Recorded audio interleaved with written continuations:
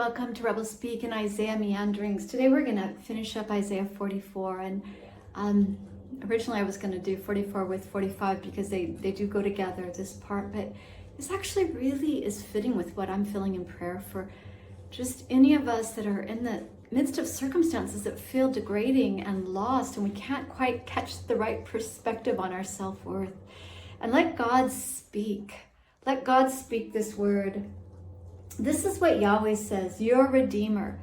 Okay, remember the children of Israel are 50 some years in Babylon. They're lost and they're confused. They feel unloved. They feel unchosen. They feel disappointed in the stories of this God of salvation.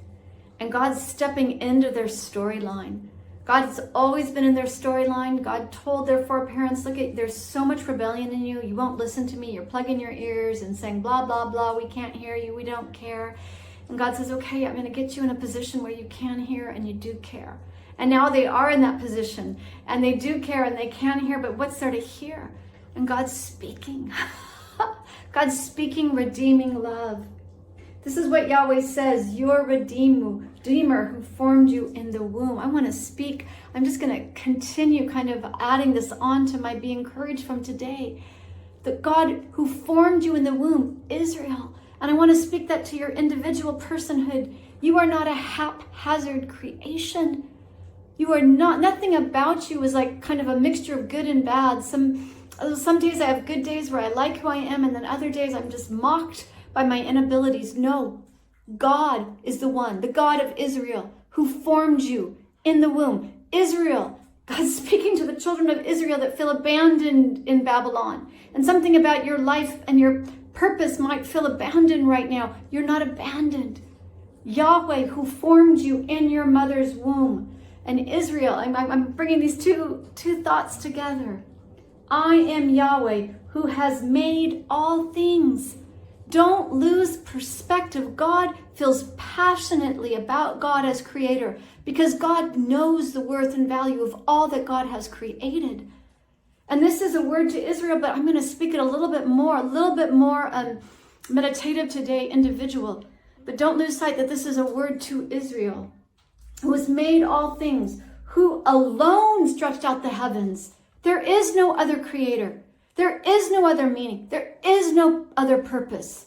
There's no secondary purpose. There's no secondary arrangement. I, God, have created you, who spread out the earth by myself. I had no help. I don't need help. My purposes stand. God's purposes in your life stand.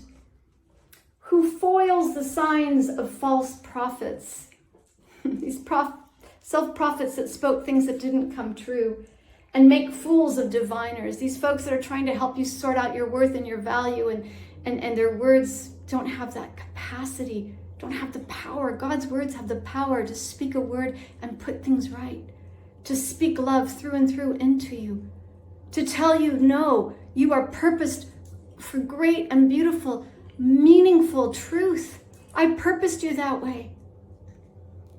Who overthrows the learning of the wise and turns it into nonsense. We're in this day and age where we're running, looking for learned people to make sense of a world that's lost its meaning and purpose and sense. And God's saying, these learned ones, unless they know me, I can overturn their learning and their wisdom in a second. History's full of overturned once upon a time wisdom. Once upon a time wise understanding that now doesn't seem very wise at all. That's the way of humanity. But not the way of the God, the Creator, Yahweh. Who carries out the words of his servants? Okay, sorry. Who foils? Okay, he's just referencing himself, and there's this who pattern, and I kind of been losing it. I am Yahweh, so I'm going to read it all. Who has made all things, who alone stretched out the heavens, who spread out the earth by myself, who foils the signs of false prophets and makes fools of diviners, who overthrows the learning of the wise and turns it into nonsense, who carries out the words of his servants and fulfills the predictions of his messengers. That's the contrast. The learned that don't know God and the prophets and messengers. God fulfills their words because they're speaking on God's behalf and because God has the ability and the willingness. God is. It's God, the isness of God. Yahweh captures the name Yahweh, the isness of God. There is no other. Who says, I get all these who's, who says to Jerusalem, the city that no longer is what it once was. These people that represent Jerusalem, but they're nowhere near it. And Jerusalem has no temple. This Yahweh who says to Jerusalem, it shall be inhabited. We're far from Jerusalem. And God says, no, I say this. I speak this word. Who says of Jerusalem, it shall be inhabited. Of the towns of Judah, they shall be built. And of their ruins, I will restore them. I want to speak into any place in you that feels ruined right now. I want to speak establishment into parts of your life that feel lost and beyond recognition. Things that once were that are not. Loneliness. I wanted to speak establishment. I just feel this. I want to speak establishment into places that have felt in your life derailed. And the loss feels great. And the loneliness feels heavy. And I want to say to you, like the children of Israel, where your once was Jerusalem is no more. And your towns of Judah are ruins. No, who? The God who speaks. The God who is able. The God who befriends. The God who sees. El Roy, the God who sees. Of their towns of Judah you shall be built, and of their ruins I will restore them. I speak a restoration into loneliness right now in the name of Jesus Christ. I speak hope into abandonment where you've been abandoned. I speak hope. It's the nature of God. Hope is the nature of God. Into the ruins of your life. The past tense, right? Where there was something about the glory day, it was past tense. The could have been, that's past tense. And something about your age precludes a future tense. No. The nature of God is your future tense. The nature of God is your goodness. The nature of God. I will restore them. God speaks who? This, again, I'm losing it. Who says to the watery deep, be dry? That's calling forth the imagery of their escape.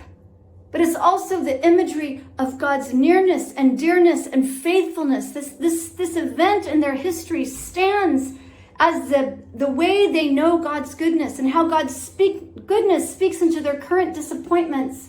And this thing that's like, what does that even mean? What does that once upon a time thing mean, God? See, that cynicism of them as they're in Babylon 50 years into this lostness.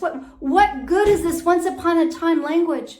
And God says, no, I am that God that once was, that your ancestors knew as once was, still is, and always will be. I am purposing into your life. Don't think, oh God, once upon a time purposed and once upon a time sustained me. No, I am. It's my name. I am current. I'm not now irrelevant.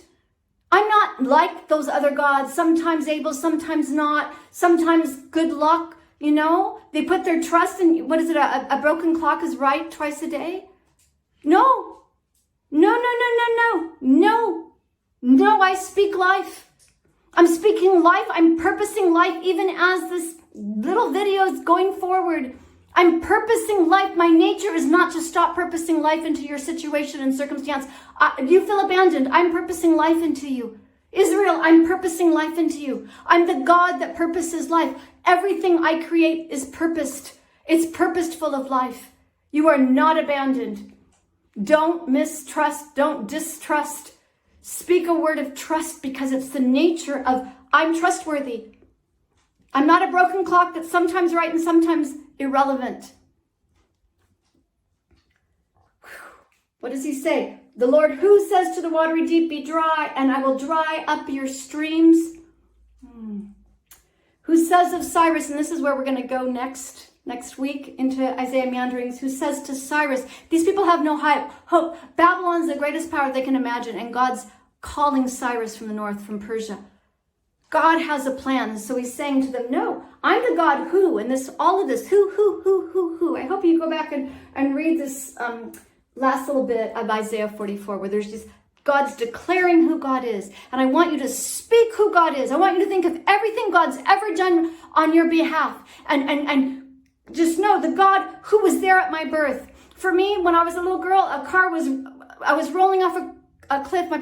My mother had pulled over to look at a waterfall, and the car rolls over, and a little twig of a tree keeps it from falling into the waterfall in the mountains of Washington State. I'm the God who purposed life, God's purposed life and meaning into my existence. And reminding ourselves this who, God's speaking a remembrance of who they are. And he closes this with this current in real time right now. Know who, I am the Lord, Yahweh, who says of Cyrus, he is my shepherd and will accomplish all that I please. He will say of Jerusalem, let it be rebuilt. And of the temple, let its foundations be laid. The people are in the midst of great loss, great devastation, great loneliness. And God's reminding them, no, you think I'm gone. You think I'm a has-been God. Oh, once upon a time, God worked on behalf of our ancestors, but he's been silent for 50 years. I don't know about, no. He's that broken clock that's twice a day right. No, I'm a God that's at work in the midst of the ruins to show you more than you ever imagined possible. My goodness and my love. God is creating, he's writing into your storyline an amazing story. He's taking the ruins of your past, the ruins of your once wases, and he's not building according to that once was game plan. God is the God of new life, and he's speaking new purpose. And the enemy wants to mock and say it's ridiculous. Your hope's ridiculous. You're a joke. You're lost in the land of Babylon. The gods of Babylon are way larger than your gods. Nope. Listen to God. He's speaking purpose and meaning. He's breathing life into your once what was, but it's more than that. He's not rebuilding what was. He's saying to your circumstances, hold on to me because we're going for a ride, and it's a ride of life. And it's a ride of meaning and purpose that's in light of who you are and how God, created you. I'm speaking life into your situation and circumstances because I know you. I know your passions.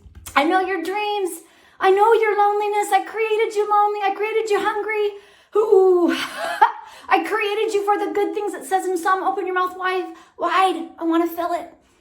All these yearnings and dreams in you were put there by me, not as signposts of disappointment, but to be fulfilled by me, the God who made you. Be blessed. Be blessed. Be encouraged. In this Isaiah meandering, be encouraged. The hunger, the yearning, the longings are there established by God. And God himself is walking into your storyline, breathing as God did for Israel in the land of Babylon. God has Cyruses for you. God has ways far beyond what you expected at this point in your life. When Sarah said, how can this be? I'm an old woman. How can this be? God is that Elroy I see. That how can this be? that God that Isaac, I laugh. God has laughter for you. God's next for you is full of laughter. God's next for me is full of joy. All that antiquated once was, it feels like I've been a little dislocated. God has located. God has located your dreams. He's got a map. He's got a key. He's got provision. He's got good dreams. He's breathing new life. New life. Oh, he's bringing new life into lost places, renaming, re-speaking, reawakening, reclaiming. Taste and see, and know that I am God.